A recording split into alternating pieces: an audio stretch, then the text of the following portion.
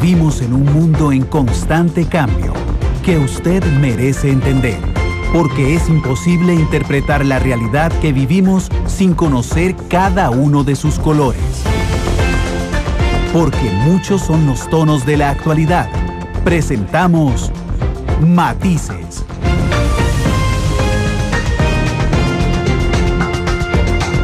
Una producción de Noticias Monumental.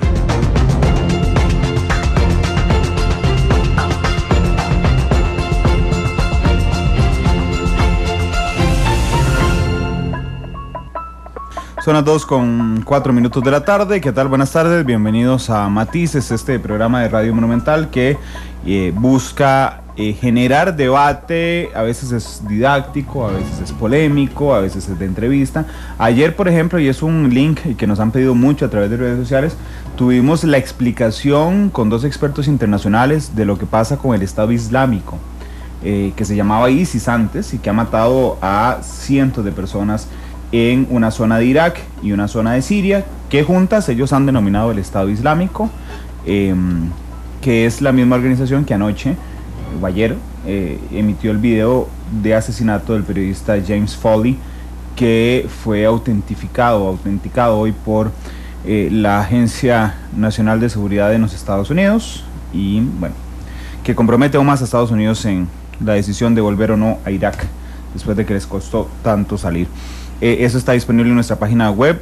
Realmente yo aprendí mucho ayer sobre este tema, y hoy tenemos un tema de análisis que estoy seguro disfrutarán igual, que es la relación, para hacerlo más macro, entre el Ejecutivo y el Legislativo en estos 100 días.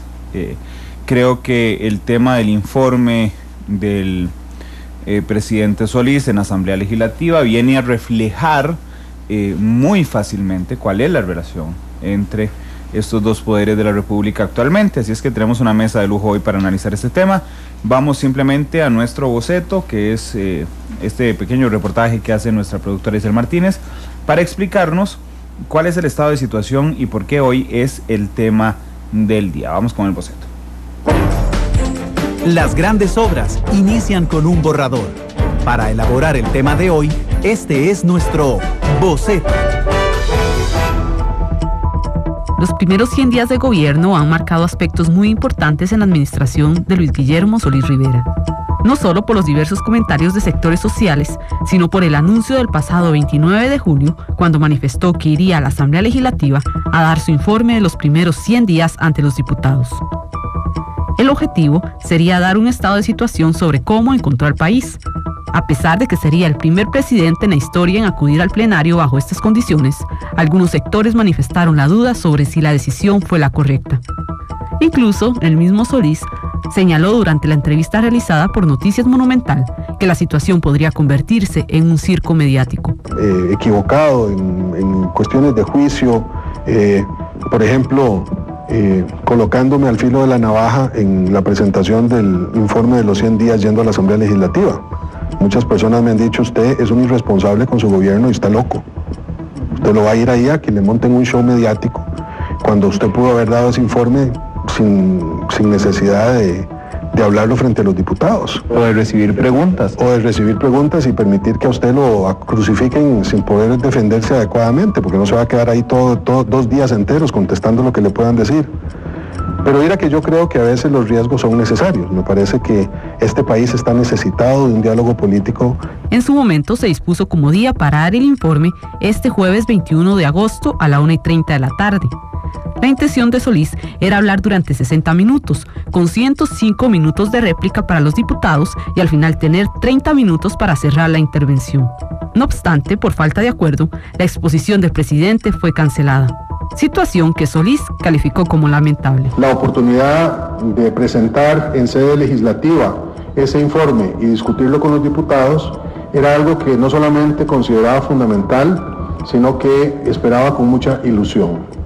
Habiéndose tomado esa decisión en la Asamblea Legislativa y con la incapacidad de esperar ya por más tiempo que esta decisión pueda eventualmente revertirse, pero también con absoluta claridad de la investidura que tengo como presidente de la República y la inconveniencia de someterme a un circo mediático que no conlleva el espíritu que originalmente preví de una conversación, como lo digo, madura y serena por el fondo con algunos de los partidos de oposición, con los partidos de oposición en la Asamblea Legislativa y con el propio partido oficialista. El mandatario anunció este martes durante el Consejo de Gobierno que el informe será dado el 28 de agosto en el Teatro Popular Melico Salazar a las 7 de la noche. Esta vez se estima que la duración será de 60 minutos y se fragmentará en 3 partes. La primera resumirá cómo recibió al país, la segunda sus acciones en los primeros 3 meses y la tercera definirá el rumbo que seguirá la administración. Precisamente hoy en Matices daremos algunos tonos sobre la entrega del informe de los 100 días del gobierno y la relación entre el Poder Ejecutivo y Legislativo.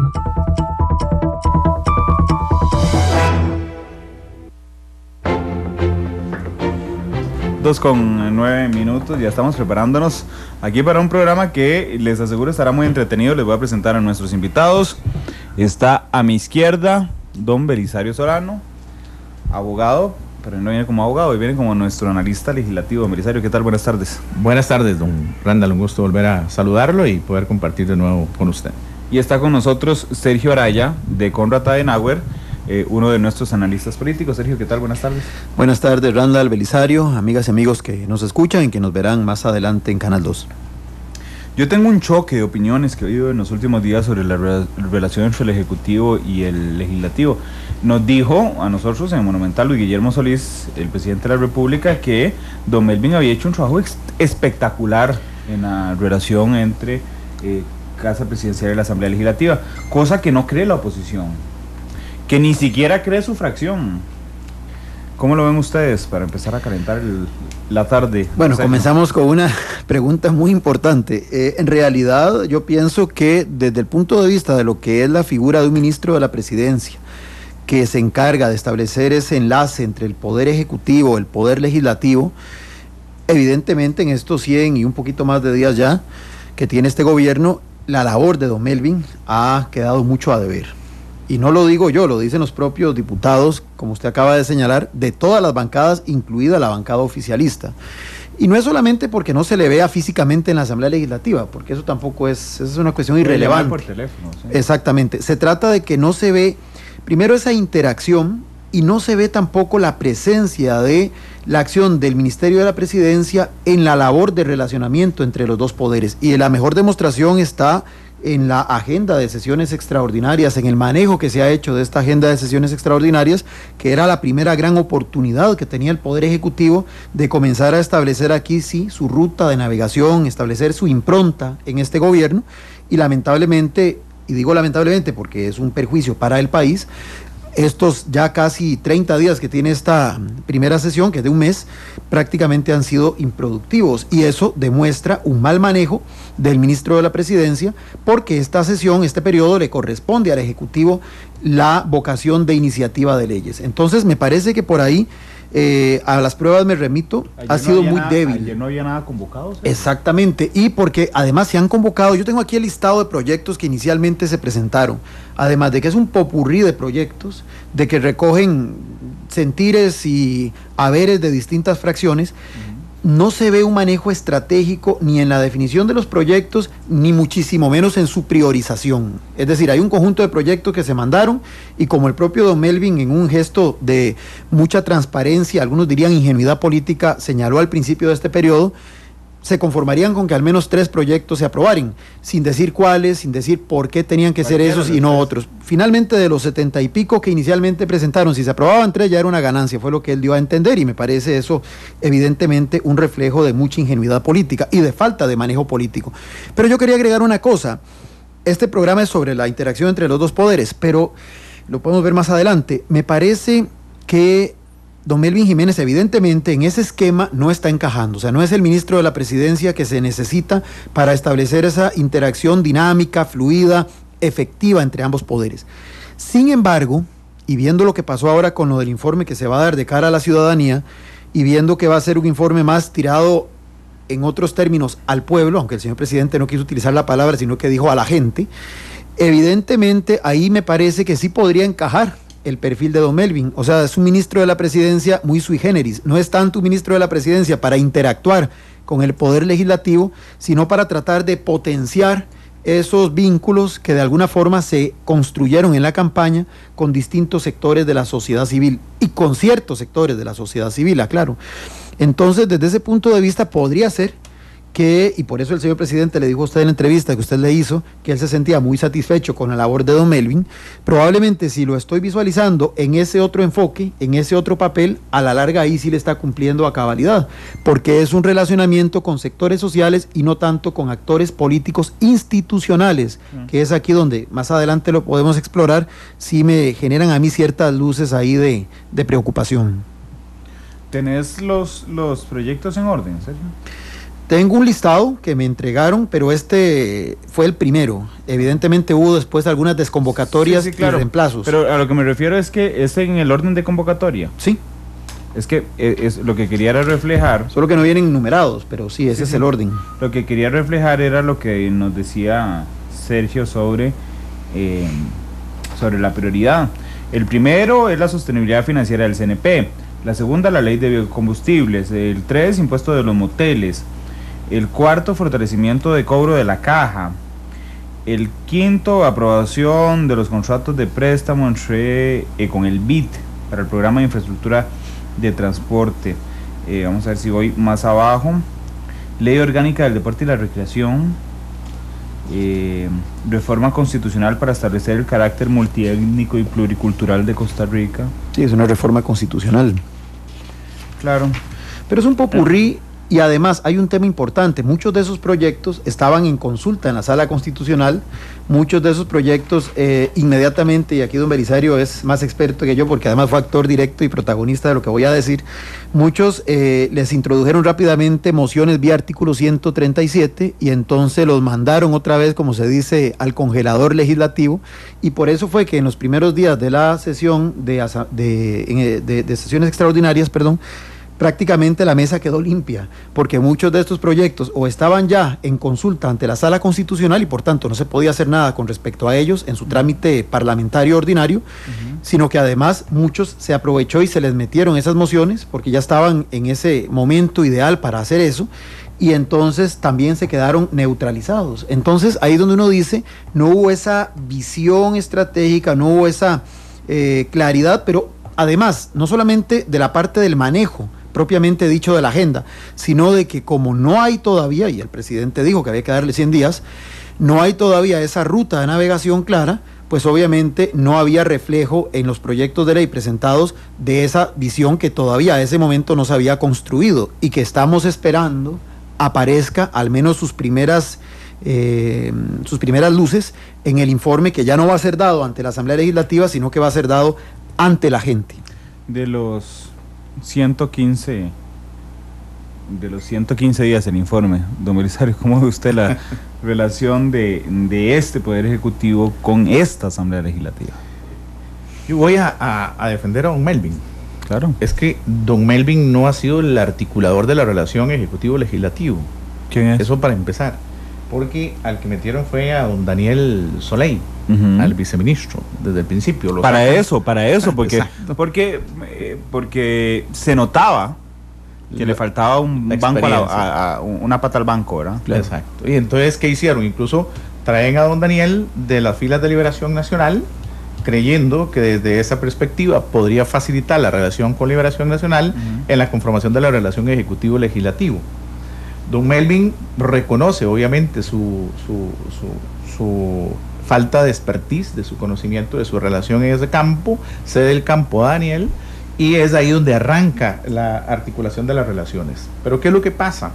Que Daniel también, señor viceministro Soleil, venía de la Defensoría de los Habitantes, nunca se había sentado en una curul, no tiene el conocimiento exacto de cómo es las vivencias en esa casa de sustos de la Asamblea Legislativa, y entonces lo meten con los ojos vendados en un terreno minado. Así y ahí es donde comienza a dar palos de ciego don Daniel, generando diferentes reacciones. ¿Por qué? Bueno, porque el Frente Amplio lo acusa de incumplimiento de los temas sociales que se habían pactado el primero de mayo. La Unidad Social Cristiana, que es como el socio temporal del gobierno, se incomoda porque no hay ejecutividad de parte de las acciones de gobierno. Liberación Nacional obviamente está como asustado debajo de la mesa esperando el gran golpe que le van a dar, y entonces nada más saca la cabecita por medio de dos interlocutores, Rolando y Jiménez Sucre, y los demás escondiditos ahí. Pero levanta la cabeza también para propiciar el golpe, ¿verdad? Para decir, a ver, denle. Para ver qué es lo que hay al otro lado. Sí, que ahora lo decíamos Sergio y yo en una alusión aquí, una caja grande que vinieron de una empresa comida rápida, enorme la caja, y al final lo que venía era un paquetico chiquitito. Sí. Okay. Entonces, todo el gran movimiento que se hizo aquí en la entrada de Monumental para efectos de poder entrar con un paquetito chiquitito y poder cobrar e irse.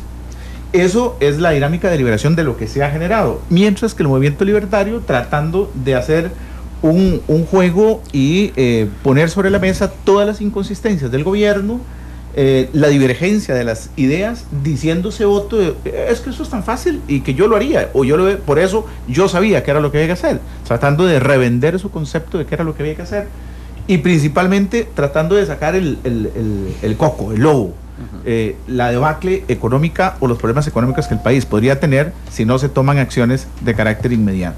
Entonces, estos 105 días improductivos en el resultado de la Asamblea Legislativa, sí, de cara a que el gobierno ha perdido las oportunidades, no tiene ese cerebro que tenía antes, la Liberación con Rodrigo Arias o la Unidad con Rolando Laclé, para poner nombres, y en la mesa de Casa Presidencial el cerebro de Alex Ibaja, por ejemplo, que era el tipo que manejaba toda la dinámica de la acción en la relación ejecutivo-legislativo. Me tranquilizó ayer a las 4:05 de la tarde cuando leyeron dos decretos, uno para desconvocar y otro y 10 minutos de discusión que se dio por ahí, e inmediatamente metieron el otro decreto para poder convocar, para tener algo para el día jueves, porque hoy se quedaron sin nada, hoy quedaba control político. Por lo menos dije, bueno, ya entienden cómo es el juego de quitar y poner, para poner en la agenda legislativa eso. Eso es lo que yo veo en estos 105 días. Vamos a ver, hay efectivamente relación con todas las fracciones y quiero que vayamos explorando las relaciones con las fracciones, pero antes quiero detenerme en el tema del informe. ¿Qué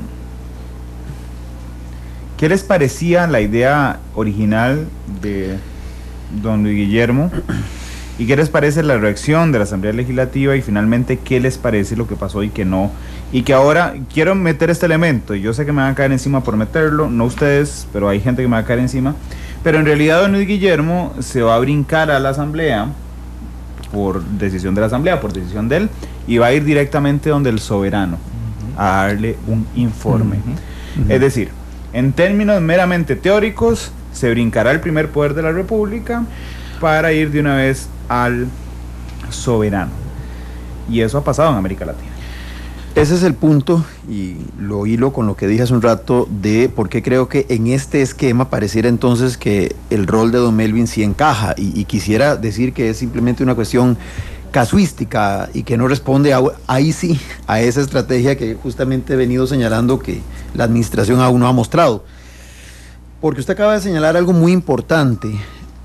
Vamos a ver, primero contextualicemos institucionalmente. La constitución política en un país como el nuestro, que es de un régimen presidencialista, no parlamentario, solamente establece, por ejemplo, una interacción directa, cara a cara, entre el titular del Poder Ejecutivo y los titulares del Poder Legislativo, en tanto representantes del soberano, en un momento, que es justamente lo que señala el artículo 139, cuando dice que el presidente o quien sea el titular del Poder Ejecutivo deberá presentar a la Asamblea Legislativa, al iniciarse el primer periodo anual de sesiones, un mensaje escrito relativo a los diversos asuntos de la administración y al estado político de la República.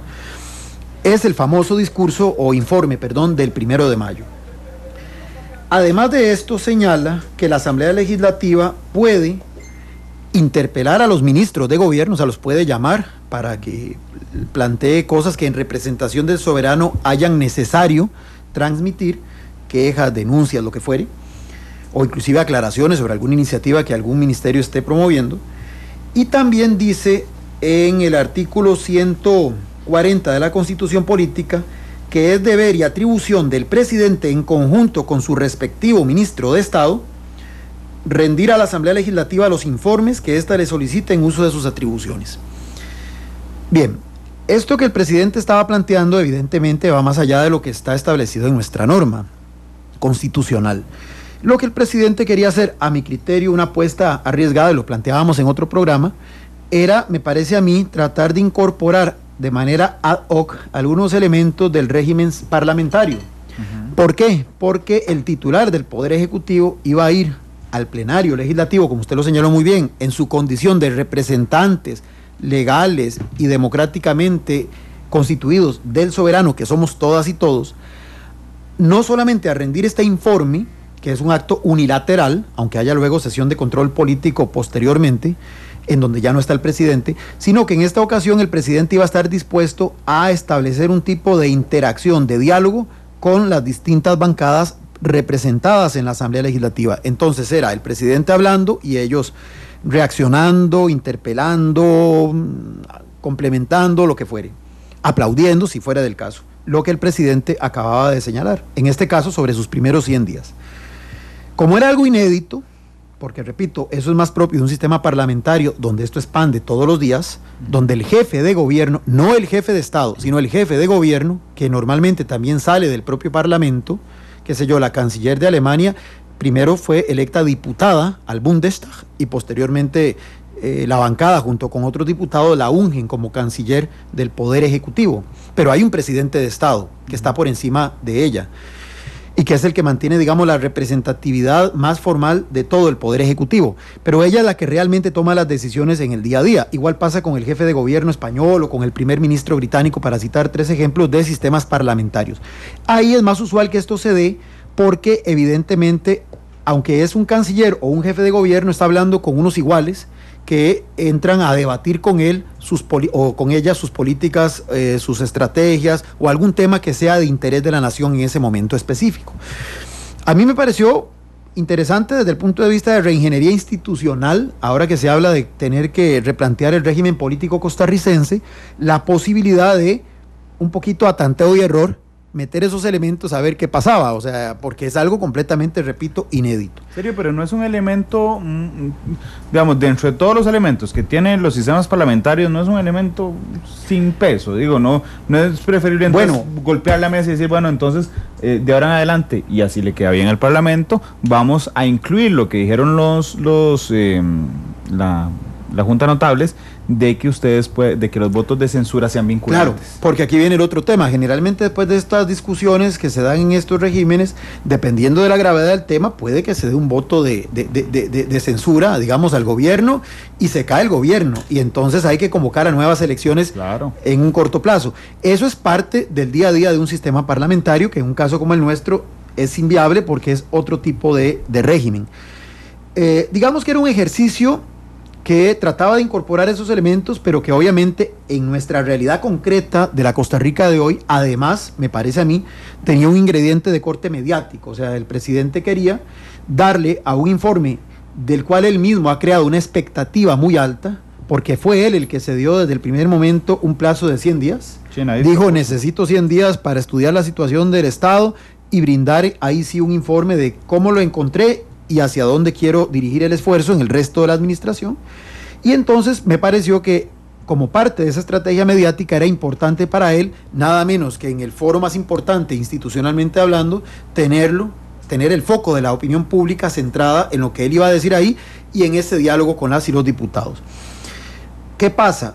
Como es algo nuevo, repito, a los diputados, digamos, los agarra un poquito, perdonando la expresión, asando elotes, y entonces comienzan en una discusión de cómo hacer viable, operativo, esta aspiración presidencial.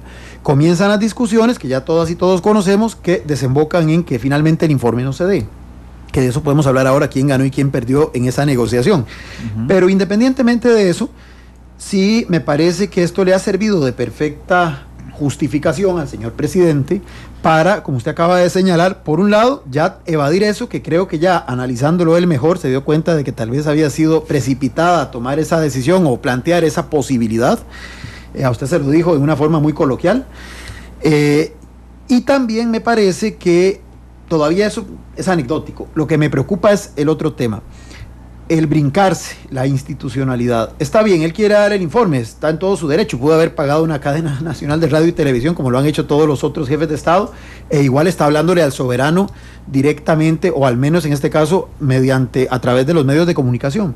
Pero en este caso el contexto lo hace diferente, porque lo que él está diciendo es: lamento no poderlo hacer ante la Asamblea Legislativa, que es la institucionalidad formal consagrada en nuestra Constitución como el primer poder de la República, y voy a tener que ir directamente a la gente. Y me llama, por eso he reiterado 2 veces esto, me llama la atención que diga a la gente y no al pueblo, porque obviamente en nuestra América Latina de hoy la alusión pueblo tiene una connotación un poco, para ciertos sectores, peligrosa. Para otros puedes dar una señal también de que el gobierno está tal vez enrumbándose por ciertos modelos de gestión política que algunos sectores aquí verían no muy bien. Entonces él, digamos que cómodamente prefiere utilizar la expresión a la gente. Pero aquí viene el tema. Pierde un poco el propósito con el que inicialmente planteó esta iniciativa, porque ya no va a haber discusión, o sea, es simplemente un informe. Puede que hayan sectores de la sociedad que le hagan preguntas, pero ya no va a tener el peso político simbólico que hubiera tenido si lo hacía en el plenario legislativo, donde además están las y los representantes populares que en teoría están dedicados todo el tiempo de su actividad a esto, y que se hubieran, me imagino yo, preparado para hacer una interpelación con algún grado de fundamento, aún sin conocer en detalle qué es lo que el presidente iba a decir. En este caso es un evento distinto, es más social, es una cuestión donde en un marco más protocolario y menos político, como lo es el Teatro Américo Salazar, de gala va a ser eso, me imagino. El presidente va a dar un informe y probablemente algunos representantes de sectores hablarán, aunque esa parte todavía creo que no está muy clarificada, o si será solamente que él rinda un informe y que sería una especie de emulación de lo que dice el artículo 139 de la Constitución Política, solo que dirigido a la sociedad civil. Sí es preocupante porque, vamos a ver, primero, ¿quiénes van a ir? ¿Cuáles van a ser los sectores que van a estar ahí? ¿Qué representatividad van a tener? ¿O es simplemente abierto al público? O sea, que el que pueda llegar, el primero en tiempo, primero en derecho, dirían los abogados, el primero que logre llegar y tomar una butaca va a tomar asiento, y entonces ese es el que va a estar ahí presenciando el asunto. Con reventa de entradas. O con posiblemente un periodo ahí de reventa. ¿Quién es el que va a estar? Si hay intervención del público, ¿con qué legitimidad?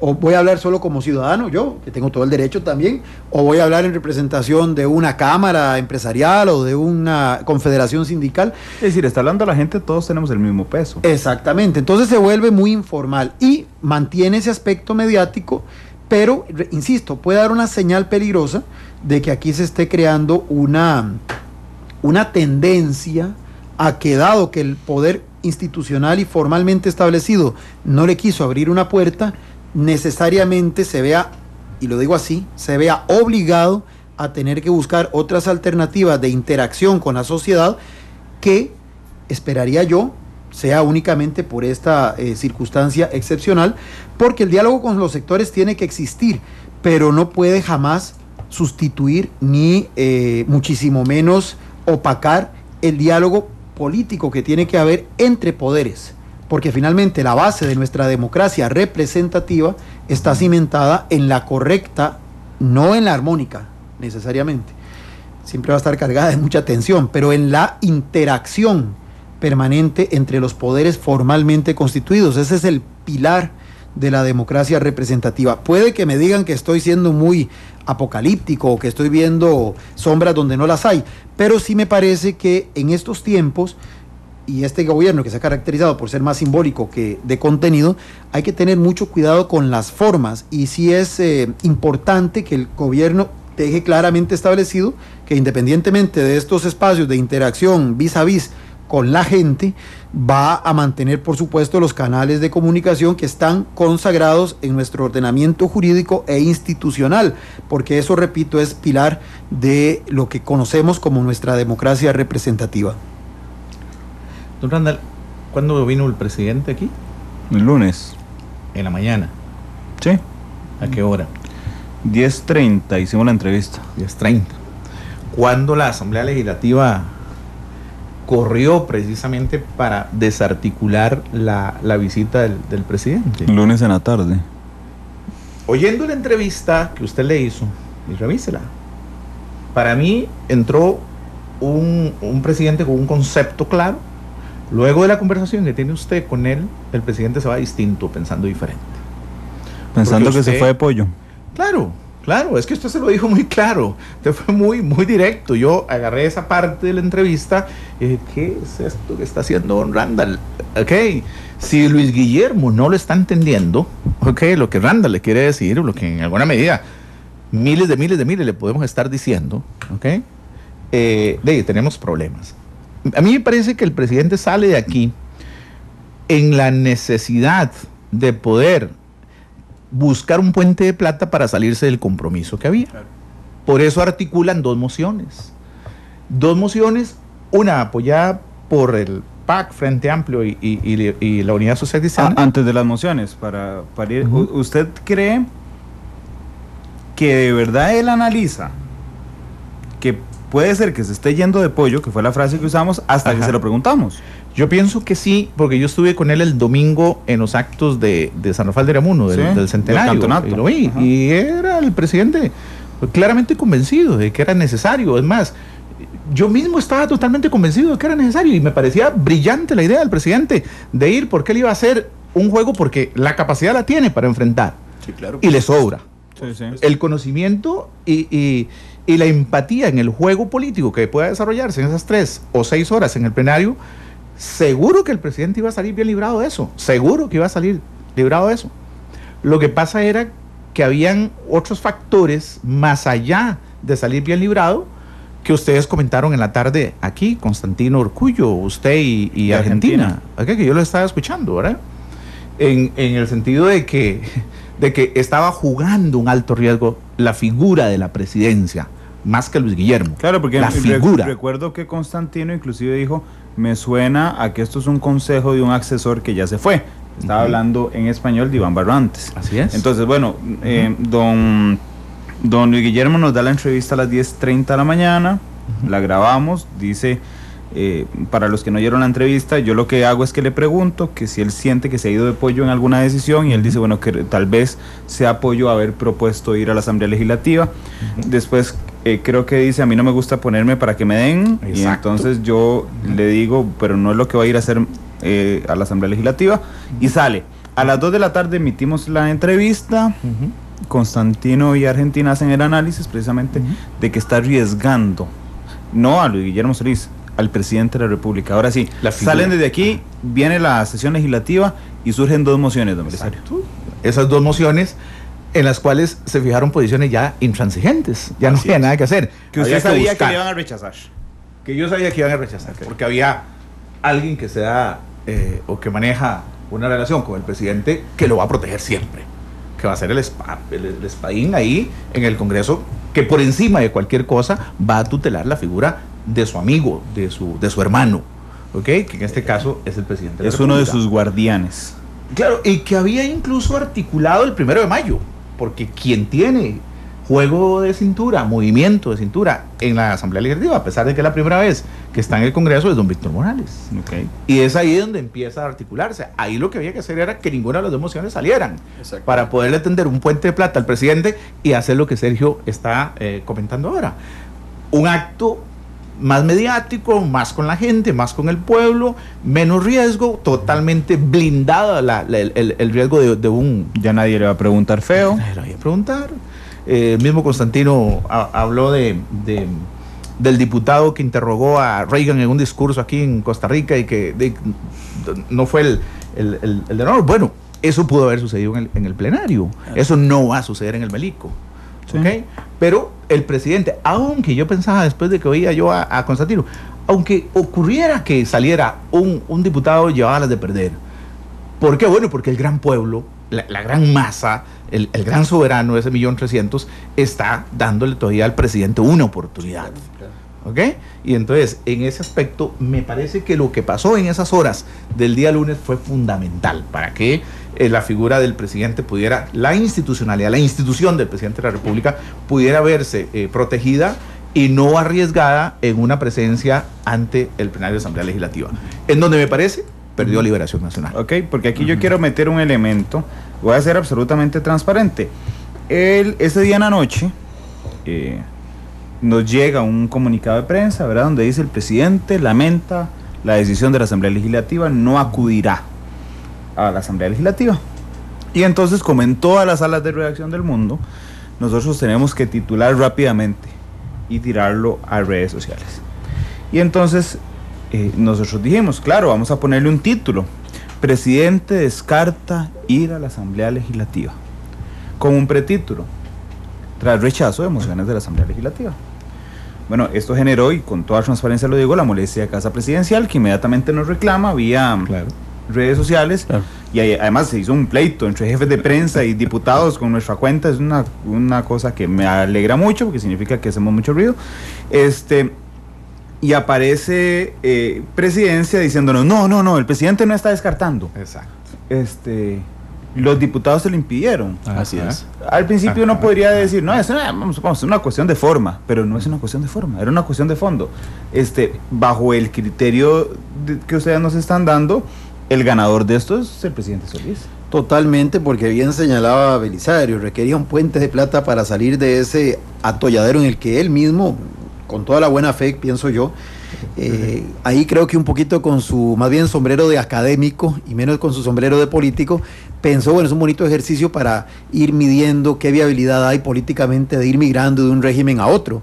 Y está bien, yo inclusive como analista me parece que hubiera sido un ejercicio desde el punto de vista analítico. Yo lo dijo a Randall.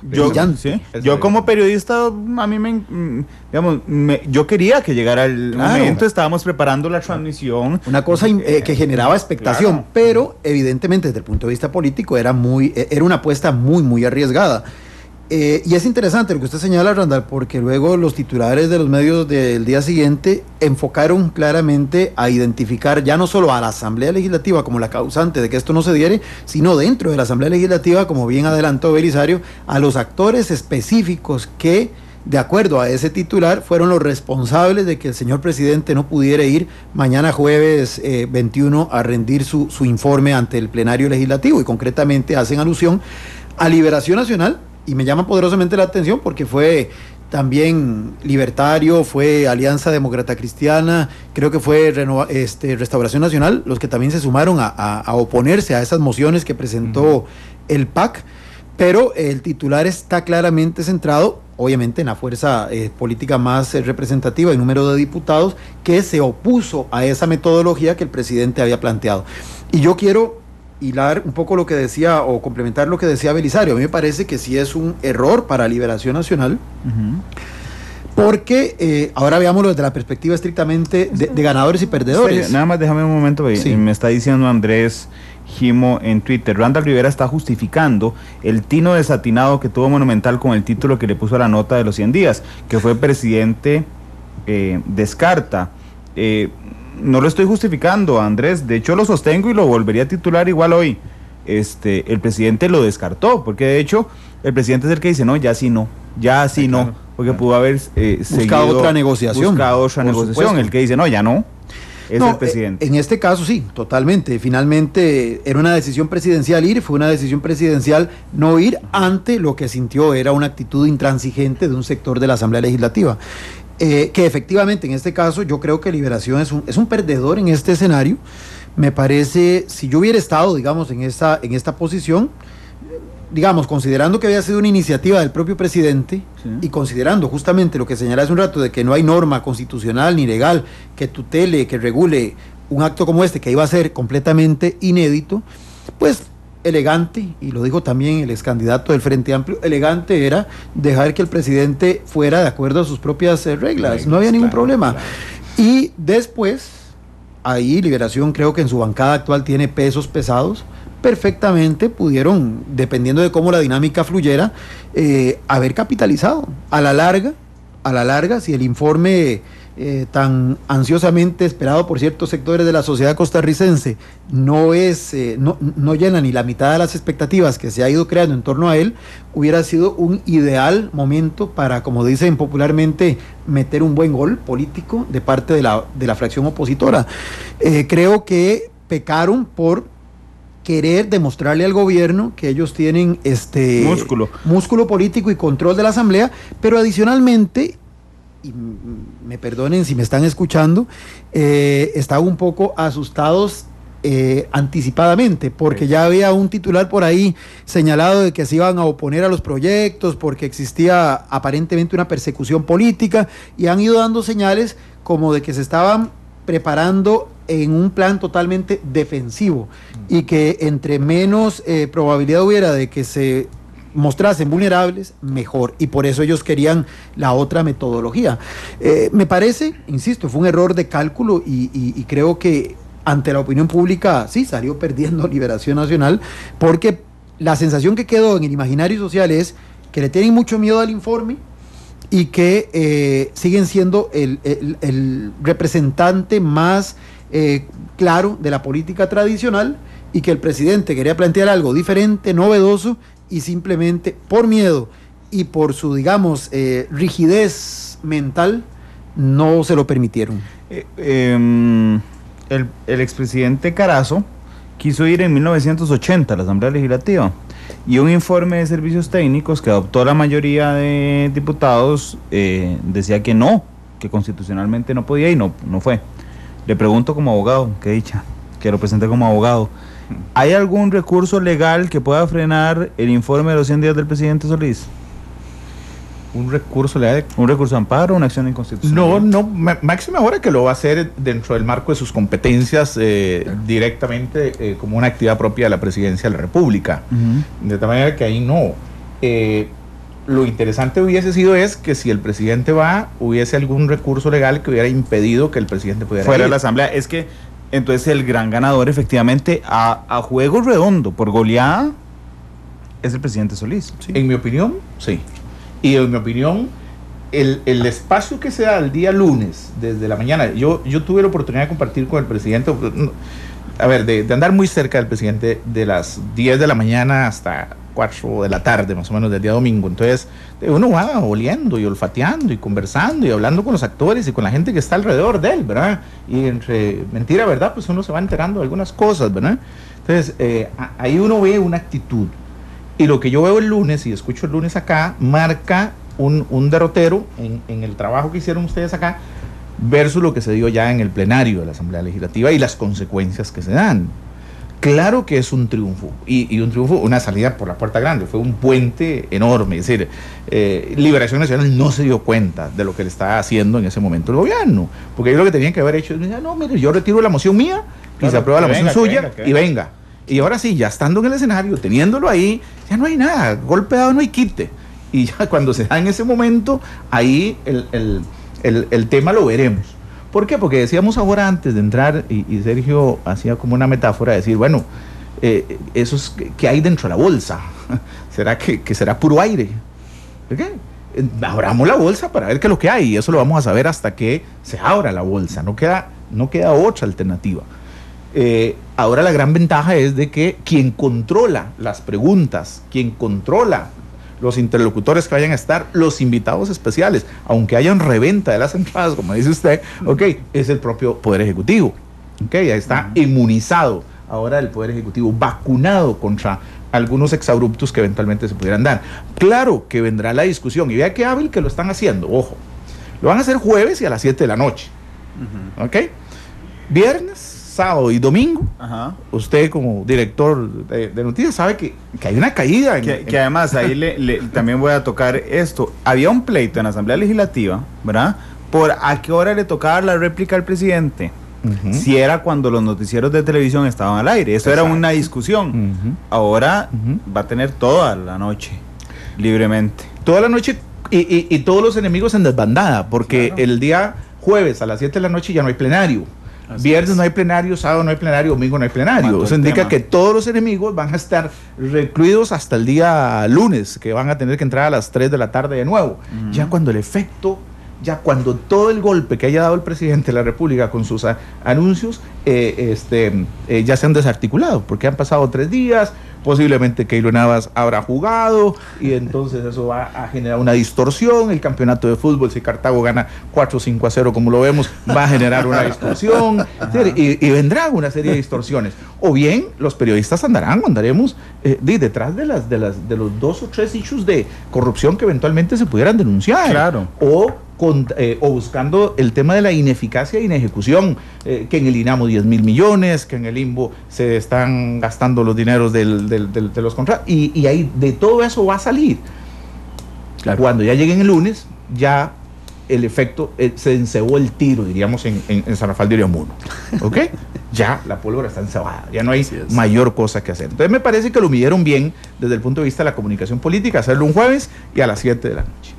Dice Carolina Cambronero, matices, mal nombre, ahí todos son de un color verde. Dice Carolina, y lo leo como muestra de balance. Y yo le voy a decir, el señor que tengo sentado a mi izquierda era diputado del Partido Unidad Social Cristiana. Sergio es de Konrad Adenauer. Así que no puede tener color político.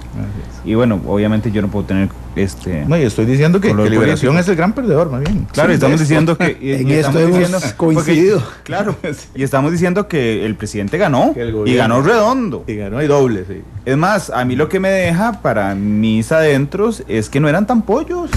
Eso estaba pensando cuando escuchaba a Belisario. En este momento es una primera acción donde se ve ya un poco de expertise política, de olfato y colmillo político. Dice Eugene Phillips, y si fuera miércoles sería hábil porque es la mitad de semana.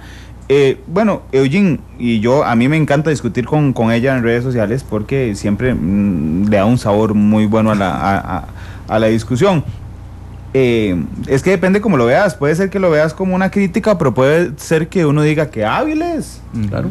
Digamos, en comunicación política, curiosamente, se va la persona que estaba planeando comunicación política y aparece el olfato efectivamente de comunicación política, ¿verdad? De planear estas cosas. A mí, y aquí, como estamos en un programa de análisis y opinión, puedo decirlo libremente, a mí me parece, y no tengo ningún elemento de prueba, pero a mí me parece que el que está...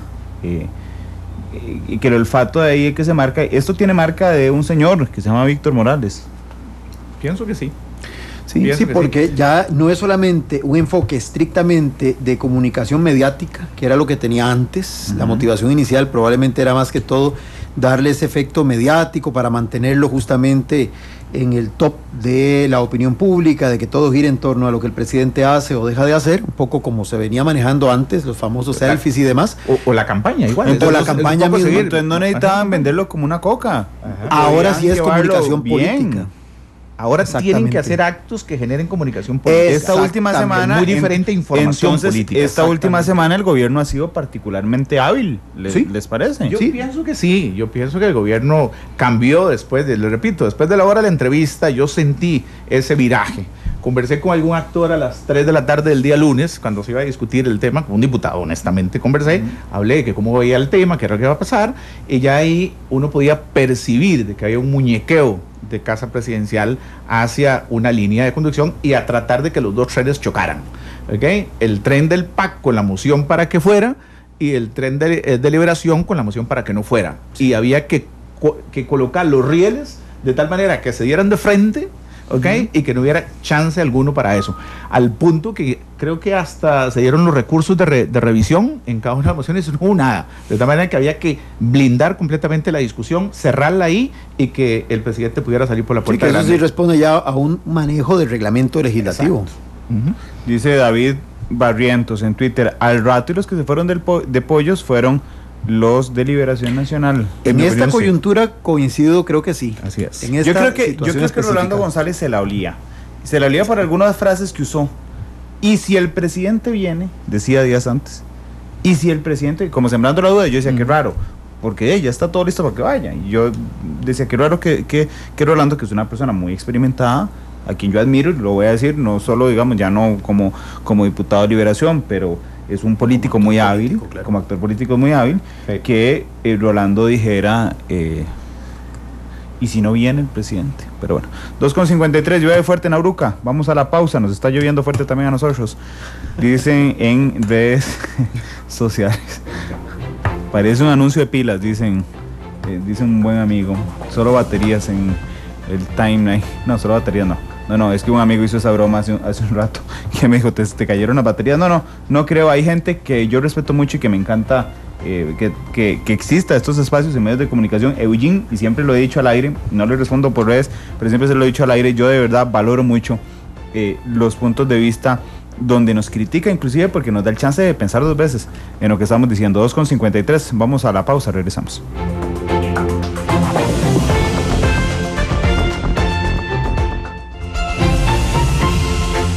Porque la realidad tiene muchos tonos, matices.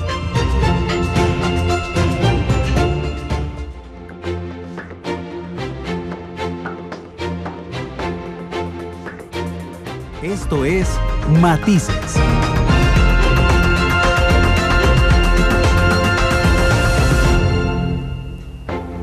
Son las 2:57 de la tarde. Estamos hablando de matices de la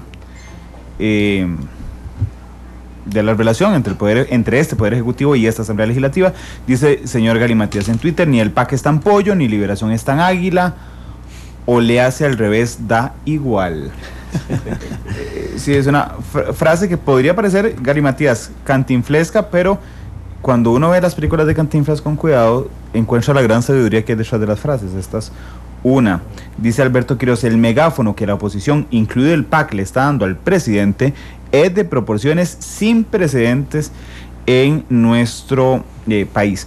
Vamos a ver, hay otro elemento que a mí me llamó la atención. Era imposible no preguntarle al presidente sobre Otón Solís. A mí me llamó la atención lo que dijo. Lo que dijo el presidente Solís cuando le preguntamos por Otón Solís, ¿verdad? La primera parte de la respuesta me pareció la normal, la esperable, cuando dijo, bueno, don Otón es un gran político, es un líder político, que tiene un caudal electoral, tiene un caudal de apoyo innegable, no se le puede restar liderazgo, pero nos ha complicado la labor de gobierno. Esa fue la frase que a mí me sorprendió. ¿Qué les parece a ustedes? Ya no solo la relación con la oposición, sino la relación con su propia fracción, que a veces son mini fracciones, o a veces es Víctor por un lado y el resto de fracciones o el resto de la fracción en otro lado. Señor Araya. Recordemos que cuando se construyó esta candidatura, justamente uno de los aspectos que don Luis Guillermo planteaba como gran logro suyo había sido justamente lograr, decía él en aquel momento, integrar los distintos sectores que ya de por sí tenían fricciones al interior del PAC, y un poco la configuración de las papeletas, sobre todo la de San José, respondía mucho a esa idea de tratar de mantener esos equilibrios al interior de su propio partido, y por eso es que finalmente Otón Solís, Epsi, Campbell terminan incorporándose como candidatos y hoy son diputados. ¿Por qué traigo esto a colación? Porque es real que el PAC tiene una serie de subgrupos al interior del partido. Es un partido además que no tiene una, digamos, estructura muy homogénea, todo lo contrario. Básicamente lo que los ha unido a ellos desde el año 2000 es su lucha contra la corrupción, la transparencia en la función pública y la ética en el ejercicio de la función pública, en algunos casos llevada a un extremo un poco más radical, como es el caso de don Otón, pero en realidad el PAC, un poco más que otros, el PAC es una sumatoria de sectores políticos, sociales, sobre todo sociales, que no habían encontrado cabida en otras fuerzas partidarias antes.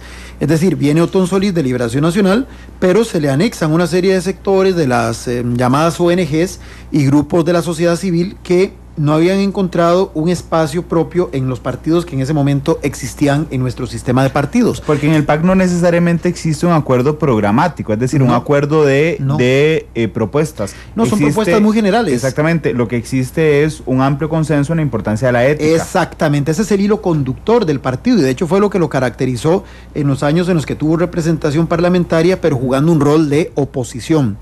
ahora que está en el ejercicio del poder, que ahora ya no pueden simplemente conformarse con oponerse o con detener lo que consideran es incorrecto, sino que tienen que proponer, es donde comienzan entonces a darse señales de estas posibles contradicciones. Y en este caso, evidentemente yo pienso que don Otón Solís sigue manejando ese tema de ser el contenedor de todo aquello que considere negativo. O sea, yo siento que Otón Solís no forma parte activa del gobierno, y bueno, de hecho es un diputado más, únicamente, pese al liderazgo que el propio presidente le reconoce y pese a la trayectoria de Otón al interior del partido. Inclusive lo vimos en esta primera legislatura, no ocupó ningún cargo importante, no fue postulado a la presidencia de la Asamblea Legislativa, no ocupó la jefatura de la bancada parlamentaria. De hecho, el jefe y subjefe de bancadas iniciales, que luego el subjefe tuvo que dejar ese puesto para asumir la presidencia de la Asamblea Legislativa, eran figuras más cercanas al presidente Solís y no tanto a don Otón. Entonces, me parece a mí que el propio Otón ha asumido un rol de ser como la conciencia al interior de la bancada y la conciencia al estilo Pepe Grillo del gobierno. Justamente eso pensé. Es como la voz ahí que va a estar manteniendo o procurando mantener el ligamen entre el gobierno y aquellos principios que constituyeron el partido que él visualizó en los años 90 y que llegó a cristalizar a inicios del siglo XXI.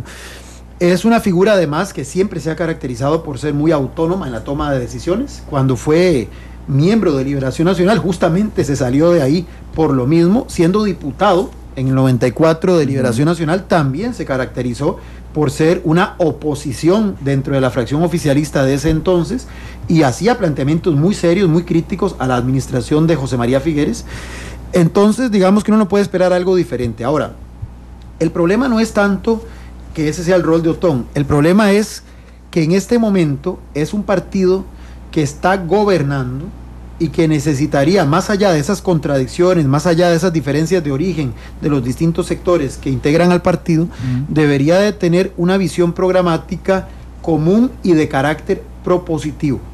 Y es ahí donde yo todavía sí percibo que no se nota esa amalgama. Si a eso le agregamos que es la segunda bancada en número de diputados, es decir, ni siquiera es la bancada más importante, es apenas la segunda fuerza política, estas fisuras aquí se tienden a magnificar, porque tras que eran poquitos, todavía se pelean entre ellos y se separan, pues eso los muestra como los proyecta como una fracción débil, que están distrayéndose del tema principal, que sería echar para adelante una agenda parlamentaria que vaya en concordancia con lo que el Poder Ejecutivo quiere, por estar peleándose entre ellos o por convertirse, como lo dijo Constantino hace 2 días en este mismo programa, en la oposición más activa, más beligerante del propio plenario legislativo. Porque, por ejemplo, en estos temas que han sacudido la opinión pública en las últimas semanas, las voces más críticas han emergido de la propia bancada parlamentaria del PAC. De hecho, las otras bancadas han permanecido prácticamente en silencio, a una deliberación que se supone es la más recalcitrante de oposición, y ni qué decir de las bancadas que, aunque sean de oposición, mantienen una cierta cercanía con el gobierno. Esto genera ruido para lo importante, porque vamos a trascender lo anecdótico e ir a lo importante. Lo importante es que se necesita una agenda parlamentaria que vaya en concordancia con lo que el Poder Ejecutivo quiere, pero que también tenga la posibilidad, esa agenda parlamentaria, de cristalizarse en acuerdos concretos. De nada me vale a mí presentar 50 proyectos de ley, 70 o 100, si no tengo los votos necesarios para que esos proyectos de ley se traduzcan en leyes y se conviertan en las herramientas que el Poder Ejecutivo necesita para lo que pretenda hacer. Y en esto sí me parece que el PAC, la fracción del PAC, se distrae mucho en estos asuntos internos, en estas confrontaciones internas, y no pueden ser el enlace natural entre el Poder Ejecutivo y la Asamblea Legislativa, porque si bien forman parte del Poder Legislativo, de alguna forma tienen la mitad, se supondría, de su sombrero como representantes del Poder Ejecutivo, al ser la bancada oficialista. Entonces, en este momento no se ve a la bancada oficialista blindando, apoyando, acuerpando, empujando la agenda que le interesa al Ejecutivo, porque o están peleándose entre ellos o todavía muchos de sus diputados siguen creyéndose que están en la oposición? Dice Carlos Navarro: este señor Gary Matías que lee Randall Rivera siempre en Twitter es un troll. Los que no somos PAC lover no nos lee. Carlos, ¿puedes mandar tu comentario claramente? Porque hoy en la tarde me han acusado de todo, digamos, ahora soy al revés. Ahora soy PAC lover. Bueno, es muy interesante el análisis que se hace de Constantino, lo citó Sergio, que la mayor oposición estaba en el PAC, don Belisario. Pero aún así Otón tiene dos puestos importantes, tiene la presidencia de la Comisión de Nombramientos y la de Hacendarios. Control de gasto público. La de control de gasto público. Sí. Yo creo que el más tranquilo de que Otón esté en esa posición es Luis Guillermo. Sí. Bueno, le conviene desde el punto de vista personal, pues es como usted lo estaba señalando, es la conciencia ahí. La conciencia hablándole todos los días y recordándole principios fundamentalistas. Eso le puede ayudar a Luis Guillermo a no equivocarse, o por lo menos minimizar los riesgos y a escuchar más y a ser mesurado. El domingo en la noche en Canal 11 vimos la entrevista, yo vi la entrevista un ratito de Otón, el principal defensor del presidente Solís. ¿Okay? Diciendo que estaba haciendo un gran gobierno, que estaba haciendo un gran trabajo, que era un presidente mesurado, que era un presidente tranquilo, que había que darle el espacio. Pero por otro lado, en las gestas que él realiza en el Congreso, los resultados son diferentes. Entonces por aquí hay una doble consecuencia de una actitud. Por un lado, se hace parecer como el gran opositor o como esa conciencia viva desde la fracción, y por otro lado un gran defensor del presidente. Pues hasta el momento lo cataloga como un gran presidente, eso dijo Otón Solís, y eso es lo que ha venido haciendo. Entonces me parece que Otón es un mal necesario para el gobierno. Desde la perspectiva es un mal necesario, y ahí va a tener que tenerlo y ir blindando todas las cosas que se vayan dando. Porque ahora en la escogencia del defensor, por ejemplo, era duro Otón en la entrevista con los candidatos. Hubo un candidato que lo agarró y le hizo una pregunta sobre el tema de la ética y si era ético o no pedirle al presidente que le nombrara un hermano o un familiar en el gobierno. Entonces el candidato dice que es un tráfico de influencias, que es una barbaridad, que no es lo correcto. Lo esperable que iba a contestar.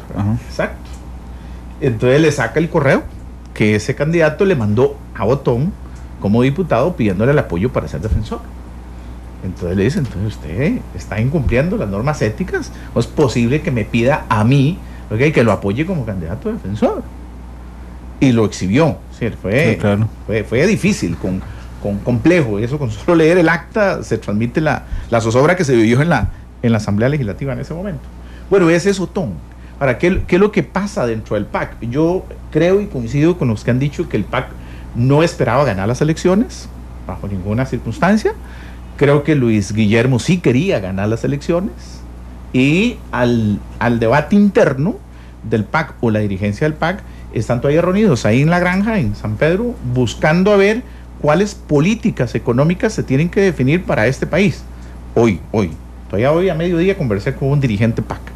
Me dice: estamos reunidos, estamos viendo, estamos analizando. Pero no es que el gobierno que gobierno que está no es del PAC. Así es. Así es. Pero hay ya ciertos resentimientos de que ciertos actores fundamentales del PAC no están en gobierno, que no se dio la cuota de poder necesaria al PAC, y que más bien otras agrupaciones políticas han salido favorecidos, otros actores favorecidos, exacto, y dejando de lado o excluyendo gente eminentemente de PAC. Incluso que Liberación dejó amarradas muchas gerencias y direcciones importantes que no ha sido posible moverlos todavía, y que va a ser muy difícil moverlos por lo que eso pudiera representar. Entonces yo lo que siento es que Luis Guillermo se está quedando como el presidente por encima del bien y el mal de los partidos políticos. Él no tiene partidos políticos, y poco a poco se va quitando más bien el estirpe PAC, y podría darse en su momento algo así como lo de Carazo en su momento, que quedó pues prácticamente aislado de participación o de respaldo eminentemente político en la Asamblea Legislativa. Bueno, la frase que ya, la opinión que ya nos mandó Carlos, que lo comparte con Tita Obra, que es otra tuitera, dice Matiz, lo que decimos es que los únicos logros son del ministro que dejó Laura Chinchilla, hablando de Celso Gamboa, particularmente el decomiso de cocaína, y no lo lee Monumental.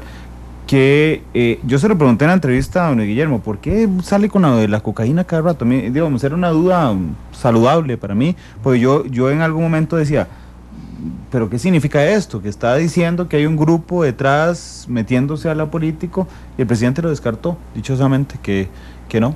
Entonces era un tema circunstancial, porque a mí me había extrañado que don Melvin lo sacara, que Iván Barrante lo sacara, y que don Guillermo lo sacara. Vamos a un corte de 2 minutos, regresamos con más de Matices.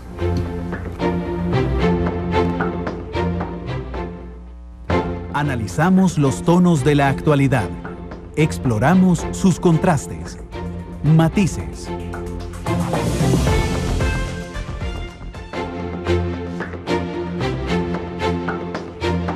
Dice Adolfo JSCR, sería un golpe para el gobierno que la Sala Constitucional declara inconstitucional el nombramiento de don Melvin. No sé, Adolfo, vieras que después de la lectura que han hecho don Sergio y don Belisario aquí, no sé si será un golpe, tal vez no. Don Luis Guillermo dijo que estaba listo, dijo que no sabía que la información que nosotros tenemos y que no ha sido confirmada, de que don Melvin tiene lista la renuncia a su obispado en caso de que la Sala Cuarta le condene, pero también y ya por personas cercanas a don Luis Guillermo, que le han dicho, mira, si lo anula, quítalo. No seamos necios, digamos, manteniéndolo, aunque se pueda mantener legalmente. Dice Carlos Navarro, muy objetivo, gracias por leer, con gusto, Carlos. Pero es que Sergio hace una acotación muy importante con respecto a don Melvin, y es el juego que le está haciendo al gobierno, Melvin, desde su posición en el manejo de los sectores sociales. Claro, entramos ahí, pues los últimos minutos. Tal vez no tenga la mejor relación con la Asamblea Legislativa. Es otra cosa. ¿Verdad? Eso es otra cosa. Pero que es muy útil al gobierno. Claro, sí. Y en este esquema de darle una prioridad a los sectores sociales, me parece que sí está cumpliendo ese rol de engranaje. Y lo recordábamos después del 2 de febrero, recuerden ustedes, antes de que inclusive don Johnny Araya decidiera convertirse en candidato pasivo, cuando se hablaba de que lo usual hubiera sido que el candidato buscara acercamientos con los que habían sido sus competidores, que ya estaban fuera de la contienda, ¿a quién le dio prioridad don Luis Guillermo, candidato en ese momento? A ciertos sectores sociales. Él dijo que él quería hacer una política que trascendiera a los partidos políticos, porque consideraba, y yo creo que en eso tiene un poco de razón, o mucha razón, que los partidos políticos han perdido ese rol de intermediadores entre el Estado y la sociedad civil, que en teoría deberían de tener en un sistema como el nuestro, que es una democracia representativa sustentada en partidos políticos. Pero por un tema que no es el que nos ocupa hoy, los partidos han perdido ese rol, han perdido protagonismo, y hay sectores que se han convertido en actores con voz propia, actores que tienen sus propias agendas y que inciden directamente, y que lo que antes hacían a través o de los diputados o de los partidos políticos, lo están haciendo directamente. Y entonces me parece que Luis Guillermo Solís desde antes entendió eso, y por eso comenzó esos diálogos sectoriales. Y en este momento me parece que con lo que pasó ahora con este famoso tema del informe, una vez más se abre la ventana de oportunidad para que el gobierno intente mantener ese diálogo permanente con sectores. Eso tiene sus riesgos, por supuesto que lo tiene, y lo decía hace un rato yo, sin querer sonar apocalíptico, porque al final los sectores no necesariamente están enmarcados en una institucionalidad establecida. Es decir, yo sé que los 57 diputados, aunque los critiquemos o aunque creamos que son lo que sea, representan una institucionalidad consagrada en la Constitución política, mientras que en este caso muchas veces esos sectores es cuestionable el grado de representatividad que dicen tener. Pero bueno, reitero, sería un tema para otro programa, pero lo que sí quiero aclarar es que en esta perspectiva de un relacionamiento más intenso entre Poder Ejecutivo y sectores sociales, ahí creo que efectivamente el ministro de la Presidencia que tenemos actualmente es el idóneo para esa estrategia de relacionamiento. Ahora bien, hay 4 personas que son las que le hablan claramente más cercanas a don Luis Guillermo. Y creo que las tiene mejor identificadas Liberación Nacional que inclusive nosotros mismos como prensa. Constantino Urcullo creo que le llama los guardianes de la puerta del presidente. Iván Barrantes, Melvin Jiménez, Víctor Morales y Mariano Figueres. Y Emilia Molina. Sí, 5. Emilia le habla muy, muy cercano al presidente. Y a mí me llama la atención porque me parece que hay una estrategia de dejarlo solo, ¿verdad? De atacarle a Víctor, Así es. de atacarle a Iván, que, Ajá, bueno, ya vamos se a lo ver, quitaron. de atacarle a Iván o de atacarse solo Iván, no sé, alguna de las dos, pero se lo quitaron o se fue corriendo, una de las dos. Le hicieron un favor al presidente. Dicho sea. Sí, claro, tiene una mejor lectura política hoy. Mariano Figueres no ha sido aún blanco de golpes. Melvin sí. Supo esquivar los cuetazos que le pegaron a Mariano. Sí, pero no hay que tener dos dedos de frente para saber que en estos 4 años, ahorita vendrá algo contra Mariano Figueres. Y a Melvin también. Sí, lo tienen a fuego lento. Sí. La espada de Damocles está sobre él con el tema de la sala constitucional. Pero entonces lo que quieren es, digamos, no identifico quién, dije Liberación porque es, digamos, la mayor fuerza de oposición y además Liberación es fuerte de oposición. Supongo que los tienen identificados, ahí están las 5 personas que le hablan al presidente. Yo llamo a Melvin el ministro Cuchara, el gobierno, o ministro Tenedor, ministro Cuchara. El gobierno es como una olla de presión que tiene mucho fuego por debajo, y usted recuerda a la abuelita de uno que en la casa tiene la olla de presión y entonces mete la cucharita para que el tapón, claro, para que se quede arriba y saque toda la presión, y vaya bajando poquito a poco la presión, ¿verdad? Sí, y ahí sí. va, y se va bajando y ese es el ministro Cuchara. Eso es lo que hace don Melvin, que lo ratifica muy bien Sergio en el análisis que hace del rol que juega, que es fundamental, que antes estaba reservado al viceministro de la presidencia. Ajá, al que no veíamos tan mediáticamente. Exactamente. Francisco Marín, por ejemplo, claro, el gobierno anterior, ¿verdad? Okay, que son los que eventualmente manejan ese tema. Cuando se dio el tema de la viceministra de Asuntos Políticos, o no sé qué en este gobierno, todos nos preguntamos, ¿y qué? ¿Qué pasó ahí? Una muchacha saliendo de 30 años, 26, manejando todo el entorno social. Bueno, no lo hace en realidad, lo que lo está haciendo propiamente el ministro. Claro. Y dejaron la interrelación con el legislativo en manos de Daniel Soleil, ¿okay? Partiendo de la premisa de su experiencia de que detrás de Daniel pueden existir gente avesada en la política que le pueden aconsejar y que además traen corriente verde y blanco, ¿okay? Que pudiera tratar de mermar. Yo siempre he dicho una frase de que hay partidos políticos o actores políticos que lo que pretenden es incendiar la casa para heredar las cenizas. Y se olvidan de que cuando uno está en oposición tiene que pensar y actuar como si fuera gobierno. ¿Okay? Y cuando está en gobierno uno tiene que pensar y actuar como si fuera oposición, para buscar siempre ese equilibrio mental, ¿verdad? Y entonces, sí, claro, no hay la menor duda de que Liberación está viviendo una de sus peores crisis en la historia y que todavía andan como el borrachito en la calle dando golpes en la pared.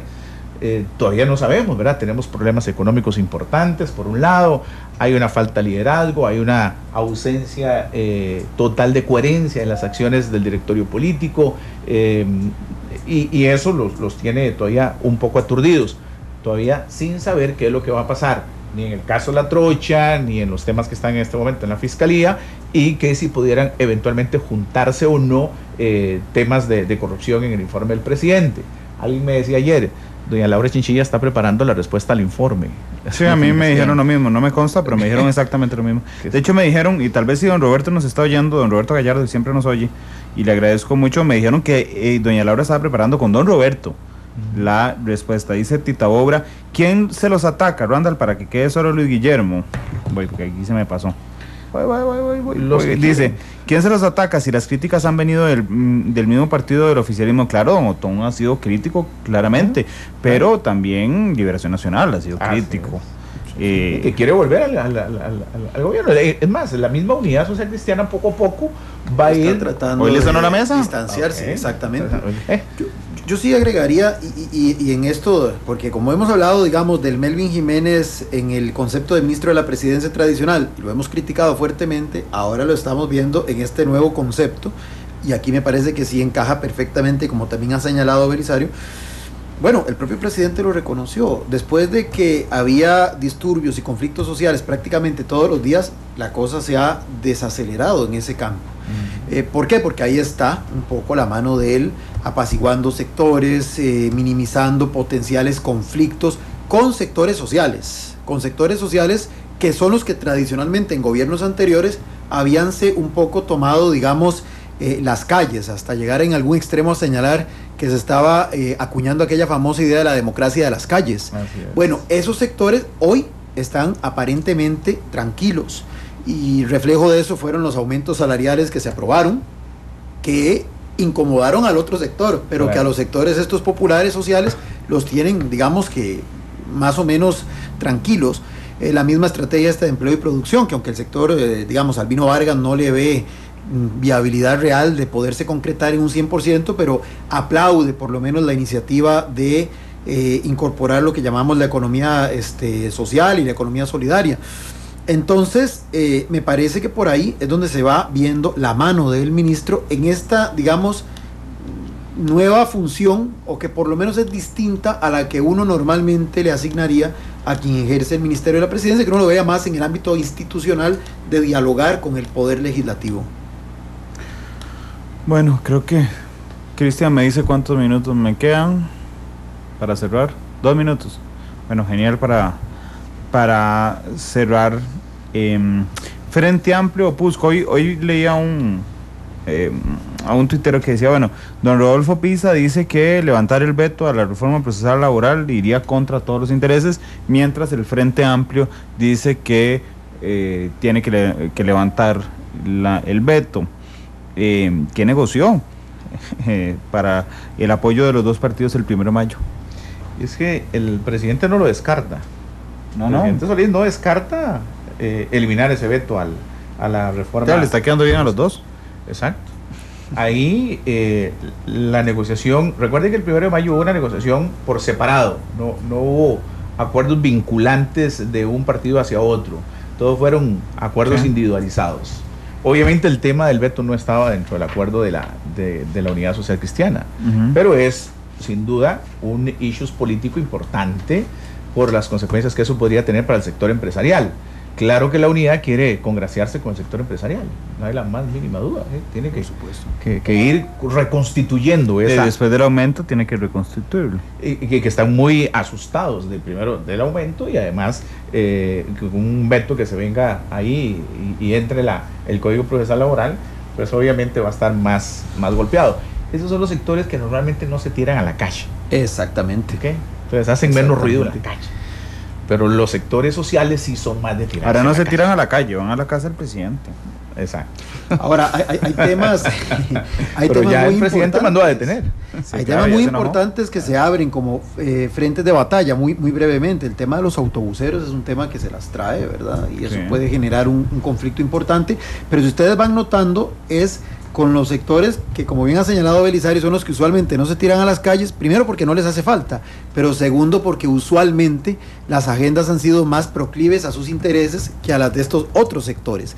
En el caso de la Unidad Social Cristiana y el Frente Amplio, yo dije que el gobierno ha sido táctico porque ha logrado cosas en lo inmediato, pero a veces sin esa visión de largo plazo tan necesaria.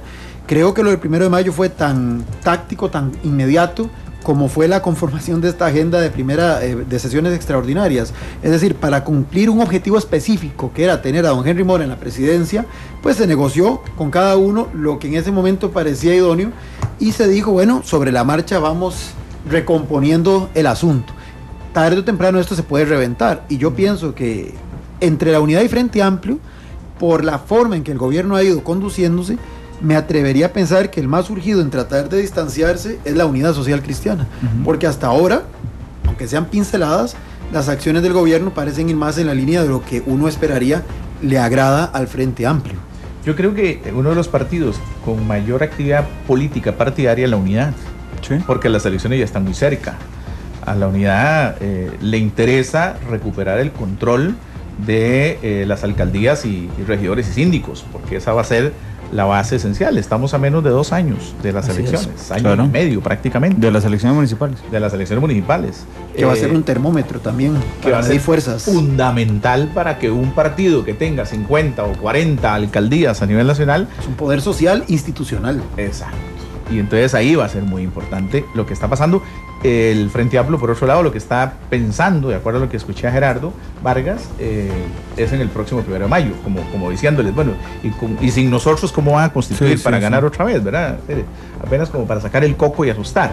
Pero no están articulando, me parece, el febrero del 2016. Bueno, muchas gracias a los dos por estar ahí acompañándonos acá. Dice Santos, vengo escuchándolos y se oyen muy oficialistas los de Matices. Está bien. Dice... Perdón, no escuchó dice- la primera parte del programa. No, es que en la primera parte nos acusaron más bien de antipac. Pero dice Tita Obra, a quien respeto mucho, por cierto. Vieras que a mí no me ha dado esa impresión, le dice a Santos. Se ve un beneficio de la duda. Y el tweet que me sacó la sonrisa, gracias Raquel Castro. Nada más quiero llegar, ya termino. Ya echaría a Cristian como loco. Raquel Castro dice, entre todas las acusaciones a Randall Rivera, hoy les faltó manipular el clima.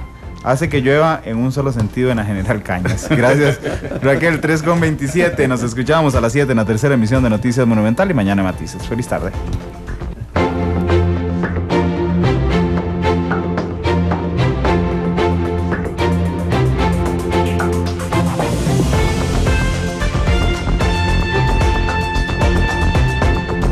Vivimos en un mundo en constante cambio que usted merece entender, porque es imposible interpretar la realidad que vivimos sin conocer cada uno de sus colores. Porque muchos son los tonos de la actualidad.